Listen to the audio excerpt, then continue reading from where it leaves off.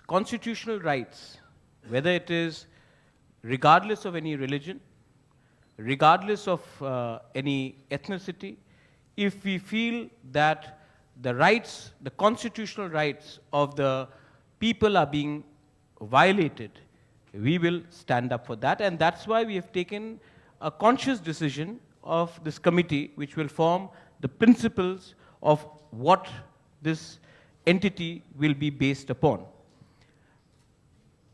We have also continuously, it may not be reported, but whether it is one community, one faith or another, whether it is atrocities in Bangladesh regards to the minorities, or whether it is within India, if we feel that there is unfair means being used, we will stand up for the voiceless people.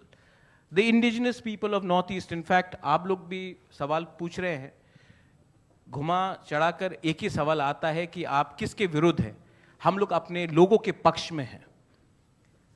हमेशा किसी के विरुद्ध fight करके आप राजनीति करेंगे तो विरोधी रहेंगे। हम अपने लोगों के हित के लिए बात करना चाहते हैं, और मुझे लगता है और हमें लगता है कि अगर हम अपने लोगों के लिए, if we speak for our people with conviction, honesty and truth, we do not have to necessarily fight with everyone. We are one country, we are one nation, we may have different points of view, but we are not at civil war. And I think what Northeast needs today is articulation and cohesiveness.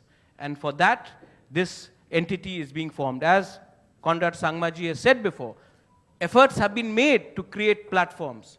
But we feel that if we come as one, then our unity will be stronger.